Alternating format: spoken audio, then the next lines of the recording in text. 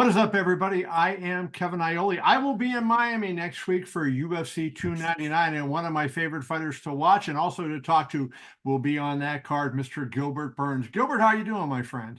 Doing great, Kevin. Good talk to you. Good to talk to you as well. Before we talk about the fight and everything surrounding the fight at the Kaseya Center in Miami, I want to ask you this kind of a were you there with your wife at UFC 296 when Sean Strickland and Dricus Du Yeah. Plessis got into it? Mhm. Because there's that famous film of Strickland asking your wife and your children to move, and I Yeah. didn't see you anywhere. And I wonder what you thought when you finally saw what had occurred. No, I was right there. I was right there. And then he kind of giving me a little heads up. Hey, they put us together. I don't like this guy so much. But I say, but he's funny and he's a little sarcastic as well. So I don't know if he say, yeah, but don't worry, if I will do something, I'll let you know before. And I say, yeah, please. But then he kind of, hey, now, and I'm like, what do you mean? And Yeah. I kind of felt that he's gonna fight. And then I kind of, whenever he asked my wife to move, she looked at me and like he's serious. I said, yes, move. And then I kind of, she went behind me and then I was trying to break it up, but it went too. I didn't know if they're gonna fight or not. At that moment, we all kind of like, let's see what they're gonna do. And I don't know because it kind of like for a lot of people it sucks, but if I knew, I will not let that happen. I'll try to break the fight before it Sure, of happens. course. A lot of people like to throw the gasoline on it and let's see it. I just try to break as quick as I can. So I don't want, first of all, I don't want to those fights keep breaking up in the public when they're watching. Secondly, people can get hurt. A lot of things can happen. Well, So that was it. Yeah. I tried to break it, but but they were so quick. I just whenever I saw happening, just tried to break up. But Yeah, fortunately, I looked over to nothing my happened. right, and I didn't see you standing there, and I saw Sean say something to what I thought was your wife, and of course it later turned out Yeah. it was your wife, and then boom, everything went crazy. And I said, man, I wonder what Gilbert is thinking about this right now. And he was cool about it because I trained Dricus before Dricus did cable training camps here, so we cool about it. And Sean too, Sean was cool. He even texted me, "Hey, I'm so sorry. I hope nothing happened to your family. They all good." I say they cool. Say, bro, my bad. It's not what I should do, but we're just in the moment. He apologized. He was Sure. cool about it. So and nothing happened, so it's all cool. That's good. Glad to hear that. Obviously, a big fight for you coming up with Della Maddalena. He is a slight favorite at the sports books that I have Oh seen. yeah, He's nice. at William Hill. He's a $1.25 favorite. You're plus a $1.05. Obviously, he's a tough opponent. I like it. Are you surprised though that basically fighting at home in Florida, you're an underdog? No, I like it. I like it when I was hoping to hear that for one of you guys. Like I'm doing several interviews. I just like it. I just like that little chip on my shoulder. I like it. And but he's tough, bro. Like I have nothing bad to say from the guy. I like his style. I'm a fan. When he fights, I like to tune in because I know he's gonna try to knock these guys out. Body shots, good boxing, clean, good wrestling defense, good guillotine. He can grapple, he can wrestle. He's a finisher. I like it. And he's young and hungry. Maybe these odd makers look at my age a little bit, looking up those stats, but I'm still hungry, brother, and I love this fight. Yeah. Speaking of being hungry, Leon Edwards' coach Dave Lovell said on Ariel Helwani's MMA Hour that he would rather have seen Leon fight you in his next title defense rather than Bilal Muhammad. I know you've gotten a lot of garbage for your comments about Bilal. Maybe I'll ask you about that later. But when Dave said that he would rather fight you and thought you brought more to the table, what did that mean to you, hearing that coming from a coach? Was cool. It's cool because if any moment Leon has to make a decision, I think that they're kind of gonna be heavy to decide to then make that decision. But I still gotta earn that again. It's very close to earn that. I lost it now. It's cool, but it doesn't motivate me that much. I still gotta go out there, get a win, earn that title shot. Nothing was ever given Kevin, and I don't think it was going to be. So I gotta work for it, and I'm cool with that. I'm gonna work for it. As I look at your record and, you've had three losses in what the last, 5+ years. So, a lot of wins. So really did well. And there's one common thread between those three losses, all the elite guys at the at the very 100%. top. Like, so it's almost like, the old saying they used to have, you can't win the big one, right? And I wonder, how do you Yeah. change that, right? Because you get there and you get up and you get those big fights. You fought Kamaru for the title. You fought Hamzat Chimaev when he was on that big roll. Last time out last year against Bilal, he's probably going to fight for the title fairly soon. What is the trick for you? You're obviously good enough to do it because you're beating a lot of good guys. Yeah. How do you take that next step? Details, little details gotta stay. I'm learning to stay more calm during the chaos in the fight, keep making the best decisions in the fight. But with the I think the last two losses, let's go about the last two losses. The last one was Bilal Muhammad. I really got my shoulder destroyed. Very hard to still in the fight. I think I did great to just stay in the fight.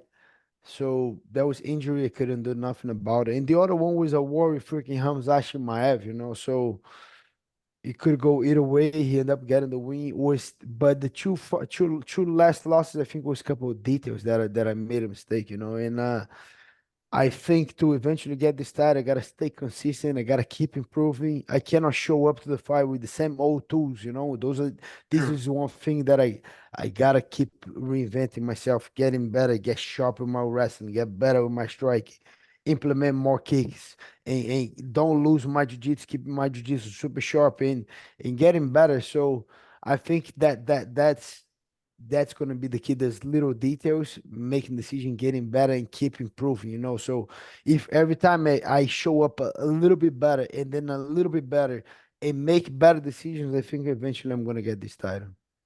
Now, I wonder if you draw any inspiration from Strickland, the former middleweight champion, because he's a guy who moved from welterweight to middleweight. He wasn't, there weren't a lot of people talking about him as a title contender, and he was winning those fights, And you notice he started beating a little bit better guys. Beats Uriah Hall, he beats Imavov, blah blah blah blah blah, and all of a sudden there he is fighting Adesanya for the title. And when you look at that, I'm sure you can easily say, hey, that could easily be me in that same scenario, given what you've done in your career.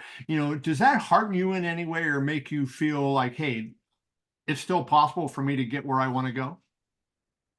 Yes and no, because I still believe I can do it. When I see Charles Oliveira, Glover Teixeira, Sean Strickland, I see, yeah, it's right there. I'm close. At number four right now. I was so close. If I was beating Bilal, I lost. If I was beating Bilal, I was right there. Maybe we'll be fighting for the title already, or maybe we'll be fighting for the title. So I know I'm very close. And I don't draw inspiration only from these guys and from my own motivation, but I see freaking Brandon Moreno lost 3 times for Pantoja Right. and he still wants to become a champion. Those are the things that get me, okay, if this guy is still working super hard, so do I. I want the opposite. I want to inspire these guys. So yeah, I'm gonna keep working. I think, like I said, a couple of details, couple of little things, but I draw inspiration a lot from Glover, from Charles. Charles got so many losses and he changed it, he got better. Now we see a way better fighter, a different fighter. But Sure. with that being said, too, they reinvent themselves, they get better, they improve and they don't make the same old mistakes. That's what I'm working on right now, too. So you referenced your injury, and it's been what, 10, 11 months since you last Yeah. fought. When did you feel like you were really healthy enough to go? And are you pleased the way it kind of worked out, where you get to fight in Florida, and Yeah. you're getting a fighter below you, which is always kind of tricky, significantly below you. I know that. No, it happens. When I saw these, a lot of fights come on, a lot of fights were scheduled, a lot of guys with the fights. I said, yeah, and these guys were doing good. I said, I'm probably gonna fight one of these upcoming guys coming. I thought it could be MVP, or I thought it could be Jack, or maybe other guy that was coming. But end up that was Jack. And I was pretty straightforward. Okay, that's the fight that you guys want. Let's do it. And then whenever I start feeling better was November. November was when I was really clear, beginning of November. and then I start training, go back to sparring. Slowly, I was kind of doing everything, but not sparring, but not training. But November, when I was free and I was training hard and getting line, feeling the shoulder, no problem. So that was November. It took me all the way from May to November to 100% recovery and feel better again. I want to ask you before we wrap up about two guys I know in the welterweight division you know very well, and something California released information on this. UFC 298, Ian I Machado saw. Jerry fought Jeff Neal, and you saw the weight difference between them on the night Yes. of the fight, right? It was it was massive. I think Ian went up what 8 pounds, and Jeff Neal went up 30 something pounds. And as a fighter who's been in there and you've done that, I'm sure you've been on both sides of it, been the bigger guy sometimes and then the Yeah. smaller guy other times. What is that like when you weigh in at a certain weight and now you get in there and there's a dude that's already a strong guy and now he's way bigger than you? Like, do you have to prepare for that in advance? I think so, and then I think it depends a lot about your game. Like for Ian Gary to stay, he make 171, 170, he fought at 180. This guy's so fast. Like if he's that light and moving, though, it's gonna be hard to catch this guy. And Geoff knew he was way too big. Like 91 kilos. How much was 91 kilos? Almost 200 pounds. That was maybe Yeah, more than 200 pounds. That's a lot for 170, especially. I think that's a strategy. I kind of played that with the strategy a little bit. I talked to my nutritionist. He sees, I talk to the team. And then like for a couple of fights, I want to stay a little lighter for a couple of fights. But a little lighter for me is between 185 and 190. 190 being too heavy, 185 to be a little lighter. But I don't recover more than that. I think I'll fight Jack maybe between 187 and 189. That's gonna be my weight going to the fight, and that's natural weight that comes back, sure. after cutting weight. And that's how I fight better. But a couple guys like Costa, Costa was huge, yo. Just look like I think you think that's advantage, right? But when you fight a high level guy as Ian Gary, that those two guys fought against, and Robert Whitaker, is so much technique, so much speed that much weight, I don't think that help you. That burn you out. You gotta carry. I think when I fought like that, I was lightweight and I was coming back. I was fighting 185. I had bricks the way you see I was holding bricks fighting. I was too Right. heavy moving. If I landed nice, clean, yeah, they will be out. But was so slow, I was carrying so much weight. I don't like, and I don't think it's advantage. I think it's advantage on the beginning for a wrestler. If you're a heavy wrestler, yeah, that might be a little bit advantage. But if you're not a wrestler, if you're a striker, I don't think that helps you. Yeah, you saw Jeff couldn't catch him, right? Ian was moving a lot, and Jeff certainly, was stalking him the whole way. And some Yeah, people thought maybe he was winning the fight because he was the one going forward. But yeah, he yeah, couldn't catch him. So that you're right, that yeah. speed was a factor. I think Ian fought very good fight, and I think now seeing the weight, I think if Jeff was a little, my opinion, not a fact, if Jeff knew was a little bit lighter, he might be able to catch. But Right. too big, too much weight, bro. Like, and the guy knows for sure. Ian felt, oh my God, that guy is so strong right now. I'm not gonna get hit from these guys, and that happened. No doubt. Well, we will see you in Miami next week, UFC 299 on March 9th at the Kaseya Center. Look forward to seeing you down there, my friend. Thank you, Gil, as always.